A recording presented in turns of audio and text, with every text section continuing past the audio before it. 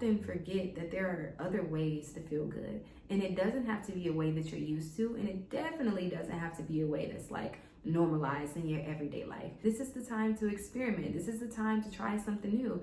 This is the time to see what is joy to me. Kind of reflect on that a little bit. What actually makes me feel good, cozy, and comfortable? How can I take advantage of this moment in time? Because honestly, it's going to be over soon. Gratitude, gratitude, gratitude, y'all. If you are not feeling your best around the season, trust me, you are not alone. I have been on this emotional roller coaster up and down continuously for the past few weeks, maybe the past month. For so many different reasons, we're experiencing this. So it's like a collective energetic shift. I don't want us to get caught into feeling like this should be normalized. When I first moved to LA, one of the reality checks I had to face was the fact that it was sunny all year round. The 4 seasons was what I was used to. Being raised in Michigan, you have all of the seasons. So we get the summer, we get the winter, we get the fall. And not only do we get the weather change, but we also get the visual effects too. And all of those things has an impact on how we move and how we feel. When I got here and I saw people decorating with snowmen and reindeer on their rooftop and in their yard with no snow, I was like, this is delusional. Like, there is no snow here, and there's no snow that's going to be coming. But there was a moment where I was missing my family, and I was missing being able to even have the opportunity to play in the snow if I wanted to. I didn't miss icy roads. I didn't miss car problems. I didn't miss having to scrape my car of snow every single morning before school. But I did miss that visual of like the snowfall and being in the house and being snowed in, not having a reason to go to work or to school because it's just too bad outside. During that time, it wasn't sadness. It was like a reason to rest, a reason to wind down, a reason to pull all of our energy towards us and to go inward. What I'm realizing in LA is part of the reason that people might be experiencing a lot of seasonal sadness or seasonal depression is because they feel the need to continuously go and push through this moment where life is telling us to rest. When you're adding resistance to the natural flow that your body wants to go in, of course you're going to feel sadness because you're not in alignment with what's happening outside of you and what your body is communicating to you that you actually need. And they normalize it, like when it happens, you just have to go with it. And there is a space where you do want to sit with your emotions, you do want to sit with your feelings, but don't miss out on this spirit of joy and this spirit of happiness that is like circling around. Lights are a big deal. Why? Because we all know collectively around this time, the sun is not shining as much. And this is our way of trying to bring the sunlight in. The sun usually goes down much sooner. And even if it's up just like now, it still seems a little bit more cloudy than usual. When we're doing that, we are trying to communicate to our bodies, to ourselves, that we're happy, that everything is okay. And there's nothing wrong with that. You're getting into the spirit. We do it every day with so many different things. So I'm not mad at it. Before leaning into that, I think we should take advantage of the sun that we do have. The other day, I was spending so much time in bed, like all morning, all afternoon, scrolling, didn't want to do anything at all. But then I had a reason to get up. I had a meeting. And honestly, if I didn't have a meeting, I probably would have stayed in the bed. But I got up, and the moment I stepped out of the door, the sun was just beaming in my face, and it felt so good. It made me feel immediate like desire and inspiration to start creating again.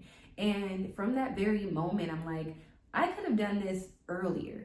I could have started feeling better earlier if I would have just decided to start my morning off being in the sunlight. When you start your morning being in the sunlight, you're naturally communicating to your body that it's time to get up. It's time to be energized. It's time to uplift your mood. So imagine if you're spending your time scrolling all day and in the bed, how that's communicating to your body. One moment you're here and maybe you're a little bit inspired, but the moment you scroll to something else, you're back down here. You are going against your natural internal clock. And when we wake up and we face the sun, we're resetting that. From that very second, your body is ready to continuously uplift. If you're having a hard time getting out the bed or just feeling good in general, maybe you need to start your days with some sunlight. But if you're not actively doing anything to energize yourself yourself and to feel better, then you're just giving yourself another reason to spend another hour in the same spot, feeling the same way. You have to want to feel different. Stare into the sun's face,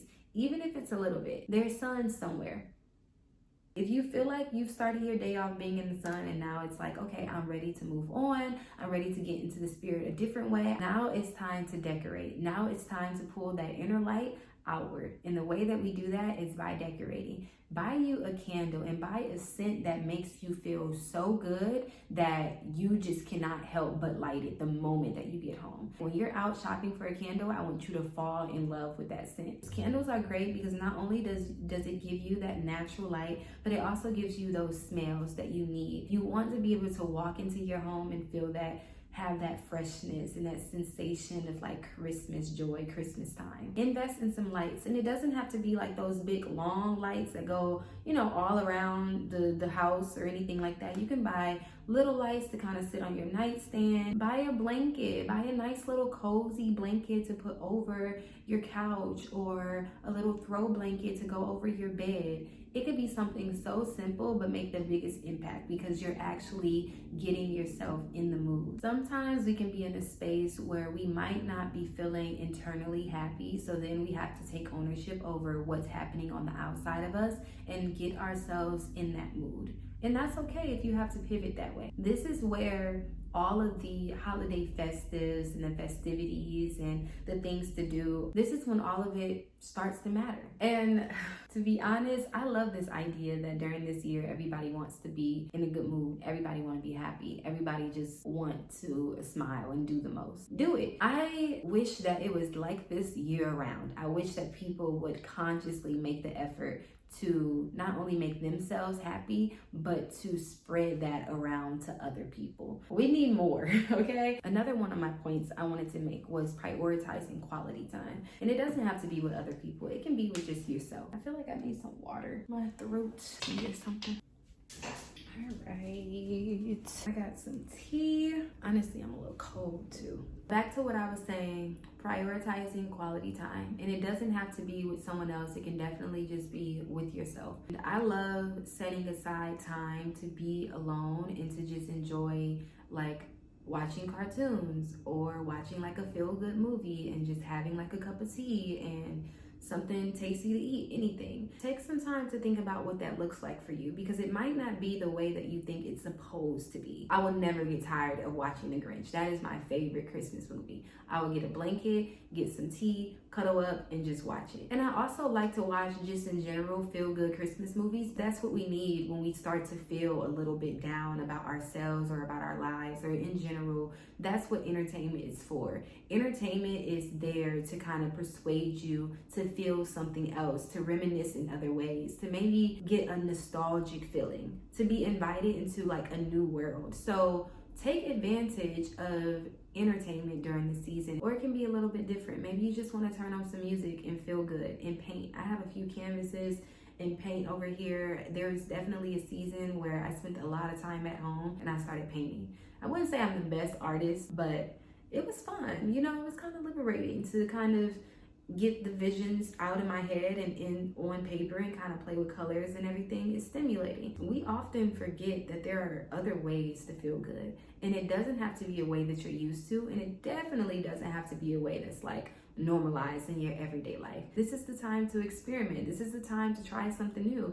This is the time to see what is joy to me. Kind of reflect on that a little bit. What actually makes me feel good, cozy, and comfortable? How can I take advantage of this moment in time? Because honestly, it's going to be over soon. Just anything that makes you feel completely present with the moment. Build those wholesome, new traditional experiences, especially if you're like me, where you're now in a space where you're the auntie or you're the uncle. What is most important around this year? What can you do to allow yourself to take ownership over this time and not allow it to take ownership over you? Another thing that I think is important is actually calling the people that you love, calling people that you care about, or someone that you probably haven't spoken to in a long time, and Of course, you don't want to lean into anything that might be a little bit traumatizing or discomfort or anything like that, but maybe call an old friend and just see how they are. You never know how those conversations can shift your whole mindset, because you might need a moment of nostalgia. You might need a moment to reminisce on like good times and kind of just laugh and disconnect from what's happening in your day-to-day. I love calling my sisters and my brothers around this time. Sometimes I call my cousins, not too much, but if we do end up having a conversation, it turns into a very long one. And you start talking about things that kind of re-spark that creativity or re-spark a moment of inspiration. This actually makes me think about the time earlier this summer, I flew my mom out to come visit me. I haven't seen my mom since I moved here, so over 3 years. And I moved her out here. The first couple of days, I was so happy. Like, it was just like home again. Like, she was cooking my favorite foods, and we were talking about things, and we were just spending so much quality time together. It felt really good and refreshing, and also reminded me why I came out to LA in the first place and just who I was internally. She reminded me of who I was without even trying. I love my mom. Because when you reconnect with your past, sometimes it sparks a different level of like internal healing that we need. It can be inner child healing. It could be just young adult healing, teenage healing. It could be something so simple just from having a small phone call or a moment with a friend. So invest in some quality time. The third one, number 3. Do something for other people. When has there ever been a moment where you did something for someone and you didn't feel good about it? And if you start thinking about something negative, then you got something to reflect on. It very rarely happens where you do something from the kindness of your heart and out of the purity of your spirit, where you just want to do something for someone and it just makes you feel better. It just makes you feel good. Like if someone reaches out to you and they're just like, hey, I need $10, and you have the $10, you send it, it makes you feel good that you were able to help them. You know, I just thought about one of my best friends. If they would have heard me say that, they probably would have, you didn't give $10 for me. Y'all, my friends are wild. They're crazy. It's very rare that we do something for other people and it doesn't make us feel good. And sometimes this really is stemming from a place of gratitude. Becoming so grateful for what you have and understanding that you still have more to offer. You still have more to give to people. There is so many things that people are lacking that you are not. This is not me trying to compare your sadness or your moment in time right now to someone else and being like, oh, yeah, but it could be worse. No, I actually don't like to do that. But I do think that there is beauty in being able to reflect and to be grateful for what you have that pulls you out of that space, even if you aren't comparing it to someone else. If you're able to sit here and say, I'm grateful that I have a roof over my head, and maybe that doesn't spark something in you. Maybe you're like, okay, yeah, I'm grateful. You know, internally, sometimes that happens. Sometimes we get to a space where it's like, okay, yeah, I'm grateful for that. I know I'm grateful for that, but it still isn't working. Keep going down the list.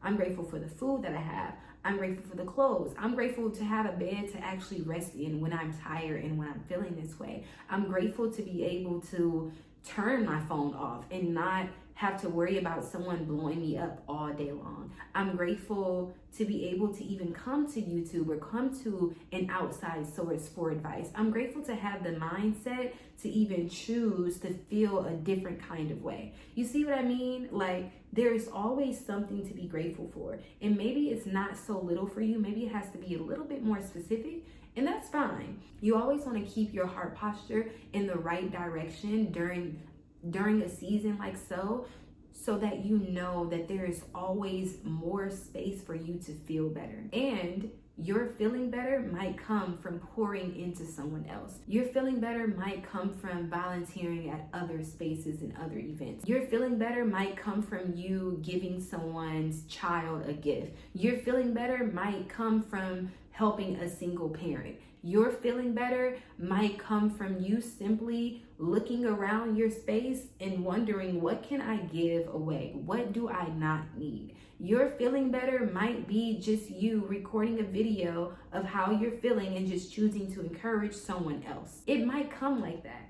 So pouring into other people might be what you need during the season. Now, this next one I think is the first sign that something isn't right with our mood, or at least for me. When my apartment stopped being clean, I know that something is wrong. When I stop doing dishes, when I stop sweeping, when I stop cleaning the mirrors or throwing things out, something is wrong.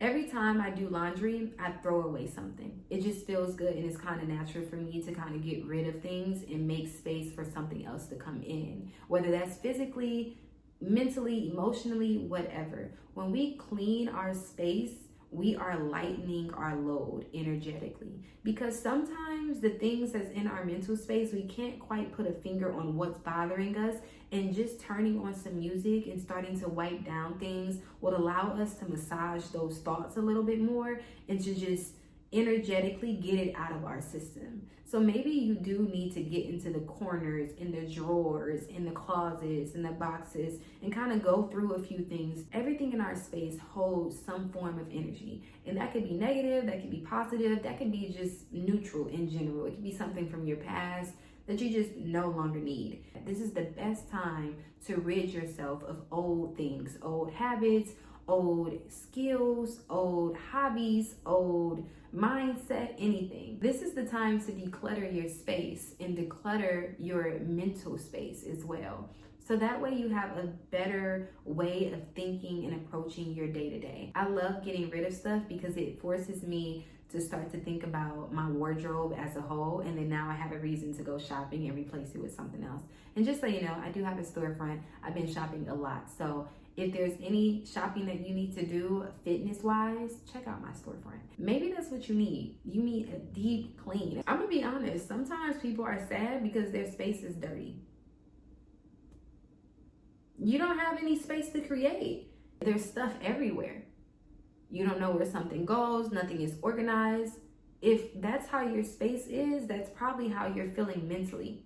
So a lot of times when we're not in a good mood, it's because we haven't created that space and that lightness to invite other things in. There's too much stuff around us that's taking up space. Maybe it's time to get into those drawers, to get into those corners and those boxes, throw away papers and things that you no longer need, stuff that you've probably been holding on since high school. Throw it away. Get rid of it. Do some laundry. Whatever shirts and jeans and skirts and dresses you can't fit anymore, throw it away. In fact, donate it.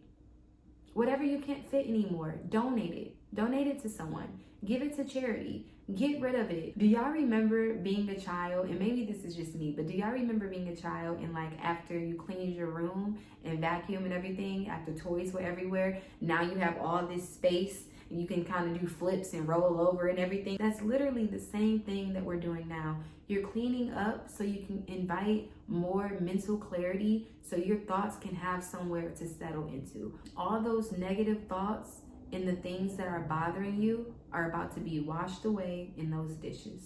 This last point might be something that's sitting on a lot of our subconscious. It's the reality that during the end of the year, everyone starts to think about all the things they didn't do, all the things they should have done, all the things they wish they could have completed.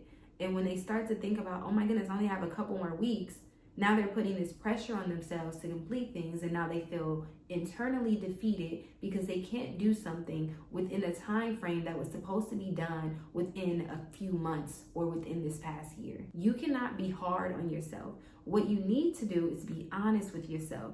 Honest about the reality that you created. There is only so much that can get done by the end of this year. And honestly, if you already have not been in the flow of completing certain goals, there's a high possibility that it's not going to happen. That's okay. It is not worth you feeling defeated and sad about your life. There is still time to make some adjustments. It might not be the big adjustments that you're thinking about and that you want to change before the end of the year, but you can still make adjustments. When 12 o'clock hit, it is not the end of life. You still have more time, and you can take all the skills and all the habits and all the things that you feel like you've done wrong, and you can start to adjust right now. It might not stick by the end of the year, but at least you'll be in the flow. And at least you're starting off this year being honest and truthful about where you are. This is the life that you've created. So if you're down right now because you're just feeling defeated about life and about where you are, and it doesn't feel good around this season, get up. Get up. Get up. It is all right. We're human. There is only so much that we can do. And if you found yourself right now in this moment realizing like, I should have did this, I should have did that, write it down, take ownership, and move on. Because it's not worth being sad for the rest of the year. It really isn't. And it's definitely not worth you being sad right now and then starting January 1st, like, I'm ready to blah, blah, blah, blah. No, start it right now. Start feeling better right now. Because if not, you're going to do the same thing next year and you're going to be back on the YouTube.